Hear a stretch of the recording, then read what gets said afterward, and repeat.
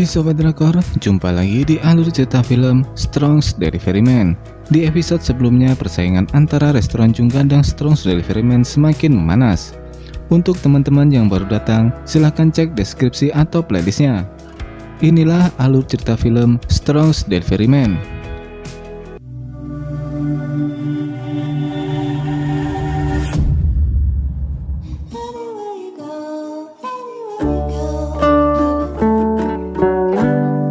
Peluncuran aplikasi Strong's Delivery Man telah membuat gebrakan baru di dunia kuliner.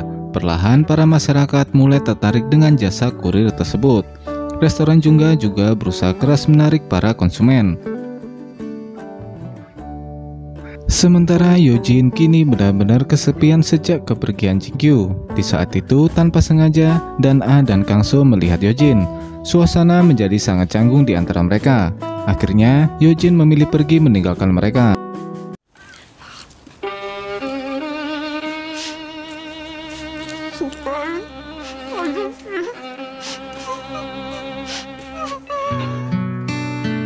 Malam hari di tempat Ibu Kang-so, nenek yang penasaran menanyakan hubungannya dengan Kang-so. Karena saat itu Kang-so pergi tanpa pamit kepadanya.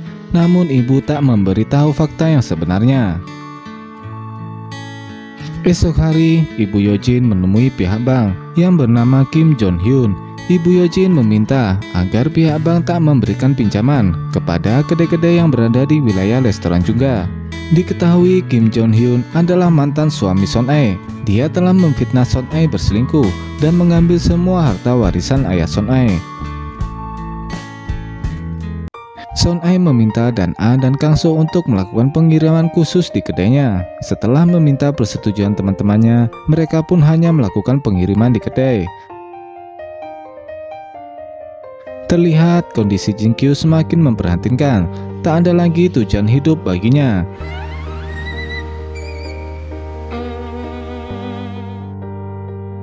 Sementara Yojin merasa kesepian atas kepergian Jinkyu, hingga akhirnya dia menangkap penguntit yang dikirim ayahnya.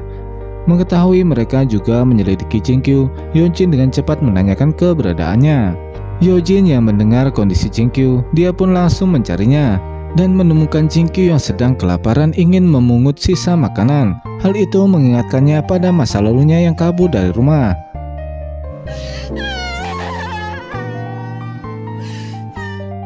Kemudian mereka pun makan bersama. Yojin sangat bahagia bisa bertemu dengan Jinkyu. Bahkan Yojin tanpa ragu langsung menyatakan cintanya. Hal itu membuat Jinkyu menjadi takut padanya. Belum lagi, Yojin juga meminta penguntit ayahnya untuk mengawasi Jinkyu. Kang-so dan teman-temannya sedang mengadakan rapat. Saat itu Son-ae menelepon dan meminta bantuan Dan-a untuk membantunya mengikuti Dong-so. Dalam perjalanan, teman-teman Kang-so melihat Dan-a. Sementara saat Kang-so selesai melakukan rapat, temannya menelepon dan memberitahu posisi Dan-a. Kang-so yang merasa ada hal yang aneh, dia pun bergegas mengikuti Dan-a. Beruntung ada aplikasi Strong's Delivery Man yang dengan mudah melacak keberadaan Dan-a. Dong-so kini telah jatuh dalam perangkap geng Cobra. Dia pun diikat dan akan dibunuh. Saat itu datanglah Son-ae yang mengalihkan perhatian mereka. Dan-a dan Son-ae dikepung. Mereka tak tahu harus berbuat apa. Pada saat itu datanglah Kang-so dan Gonggi yang menyelamatkan mereka.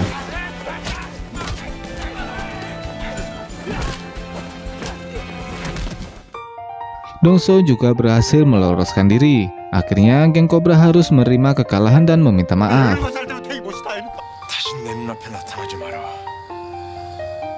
Kang-so benar-benar khawatir dan memarahi Dan-a. Kang-so juga takut hal buruk terjadi padanya. Dan-a mencoba meminta maaf pada Kang-so. Dia pun langsung memeluknya. Di kedai, Son-ae memarahi Dong-so karena masih tidak bisa melupakan masa lalunya. Esok harinya, Strong's Delivery Man mengadakan tur untuk pertama kalinya, di mana tujuan mereka adalah kampung halaman Minchan. Sementara Yojin kini benar-benar pindah di dekat tempat tinggal Dan-a. Jinkyu kini diawasi oleh pengawalnya Yojin.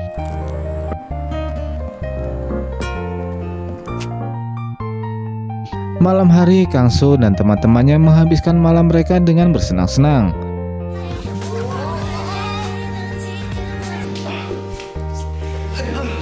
Setelah merasa lelah, mereka meminta Dan Ah untuk membelikan minuman. Kang So pun mengikutinya, yang ternyata sudah mereka rencanakan agar Dan Ah dan Kang So bisa berduaan. Dalam perjalanan, Dan Ah melihat beberapa mahasiswa. Sepertinya Dan Ah ingin sekali berkuliah. Kemudian Kang So datang dan mengatakan bahwa mereka sudah membeli minuman. Saat itu Kang So menanyakan apakah Dan Ah tidak ingin berkuliah. Namun Dan Ah hanya bisa menyembunyikan keinginannya. Saat itu Kang So mengatakan bahwa ada seorang wanita yang menjadi kuris seperti Dan Ah. Namun dia berhenti karena banyak orang yang melecehkan dan merendahkannya. Namun setelah Kang So mengetahui Dan Ah menjadi kuris selama 5 tahun, dia tahu perasaan Dan Ah yang menahan rasa sakit hati dan direndahkan. Saat itu Kang So meminta Dan Ah untuk tidak pergi meninggalkan Korea. Namun Dan Ah masih belum yakin dengan permintaan Kang So. Kang So juga berjanji akan mencoba membuat Dan Ah bahagia di sisinya.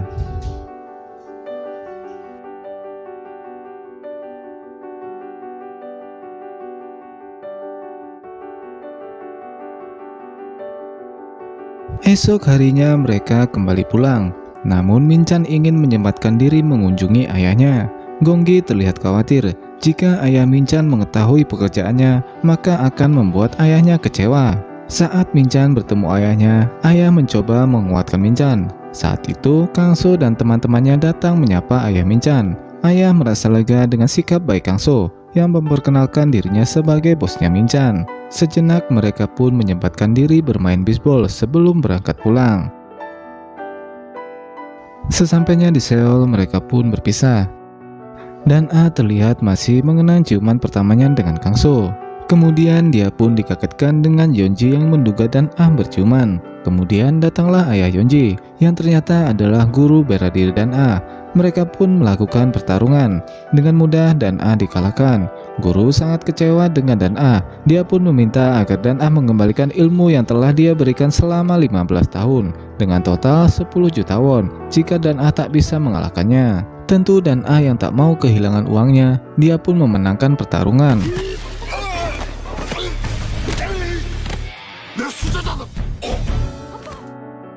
Kang So dikejutkan dengan kedatangan Hyun So. Dia ingin bekerja kepadanya, namun Kang So menolak karena tak ingin ibunya mengetahui jika mereka bersaudara. Kini Jin Kyu berusaha melarikan diri dari Yeojin yang mengajaknya tinggal bersama, karena Jin Kyu lebih memilih tinggal di sauna daripada tinggal bersama Yeojin. Jin Kyu pun berusaha melarikan diri, namun semua itu sia-sia. 잠깐만요. 선생님들 잠깐만요. Kini Jin Kyu menjadi tahanan cintanya Yeojin. Jin Kyu memohon agar dia dilepaskan dari ikatannya, namun Yeojin tidak peduli. Kemudian mereka dikejutkan dengan Dan Ah yang memarahi Yeojin karena tinggal di dekatnya. Jin Kyu yang mengetahui tinggal berdekatan dengan Dan Ah, dia pun mulai menggila karena takut jika Dan Ah mengetahuinya. Dia pun berusaha keras melepaskan ikatannya, namun Yeojin tidak peduli dengan Jin Kyu. Dengan kondisi terikat, Jin Kyu dipaksa untuk tidur.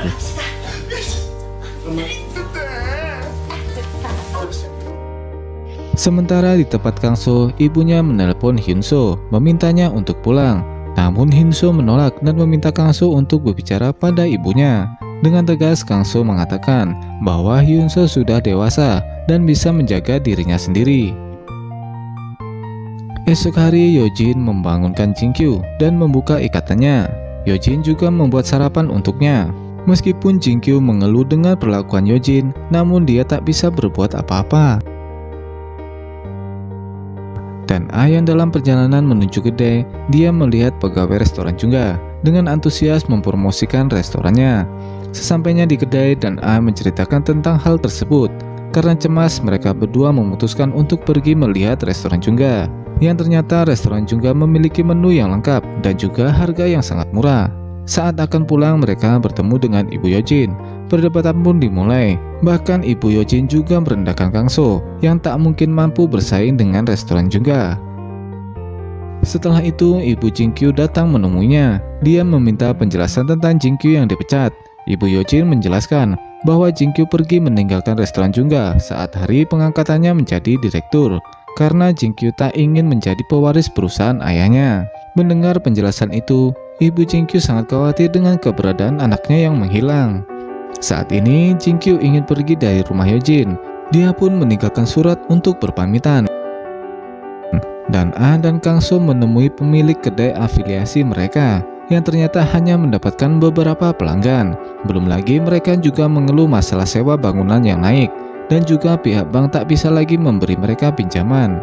Akhirnya mereka memutuskan untuk mengumpulkan pemilik bangunan dan meminta untuk tidak menaikkan uang sewa gedung. Para pemilik gedung banyak yang protes, namun dan Ah mengancam akan melaporkan para pemilik gedung yang menaikkan uang sewa secara tak wajar dan penghindaran pajak. Tak bisa berbuat apa-apa, mereka pun mengikuti perintah dan Ah dan Kang So. Malam hari, Jin-kyu ingin tidur di taman, namun petugas mengusirnya. Tak tahu harus kemana, dia malah bertemu dengan Hyojin. Seketika itu, dia teringat catatan yang ditujukan untuk meninggalkan rumah Hyojin. Dengan panik, Jin-kyu bergegas ke rumah Hyojin. Di sisi lain, saat Yeonji pulang, dan Ah yang curiga mengikutinya. Saat itu dan Ah memergoki Yeonji yang akan menuju bar karaoke. Beruntung Min-chan datang menyelamatkannya. Yeonji pun berpura-pura mereka berpacaran. Sebagai tanda terima kasih, Yeonji mentraktir Min-chan minum. Mereka pun mulai dekat satu sama lain. Jin-kyu yang tak tahu harus kemana, dia memutuskan untuk tinggal bersama Hyojin. Saat akan tidur, Hyojin membuat batasan untuk mereka berdua. Namun Hyojin malah menggoda Jin-kyu dan membuatnya sangat stres. Sampai pagi hari pun Jin-kyu tak bisa tidur. Belum lagi Hyojin menyeret Jin-kyu untuk berbelanja alat-alat dapur.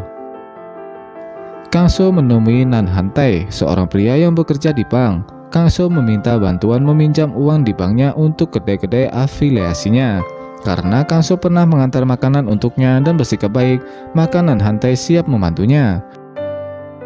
Kang So kini membuat proposal untuk mengajukan pinjaman. Namun karena tak pernah menggunakan komputer, maka dan Ah yang mengetik.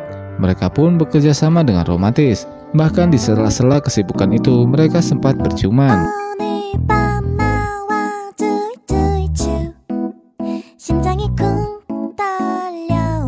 Setelah selesai, Kang So dengan pintar mengantar dan Ah pulang.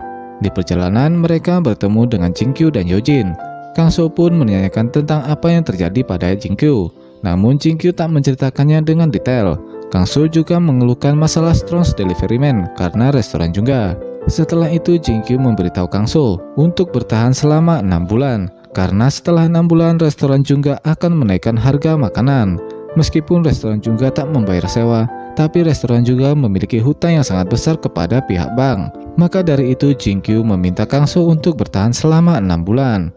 Esok harinya, ibu menemui Kang So. Dia meminta untuk membawa pulang Hyun-so. Melihat ibu yang hanya mempedulikan Hyun-so, Kang So mengusirnya. Kemudian datanglah Hyun-so. Dengan cepat ibu menariknya. Namun Hyun-so menolak dan meminta Kang So untuk mencegahnya. Akan tetapi, Kang So mengusir mereka berdua. Setelah itu, Kang So memanggil semua pemilik restoran afiliasi untuk berkumpul. Kang So memberi solusi untuk menjual makanan dengan harga yang sama dengan restoran juga. Tentu semua mengeluh dengan ide Kang So, karena sekarang tak ada pelanggan lagi di restoran mereka.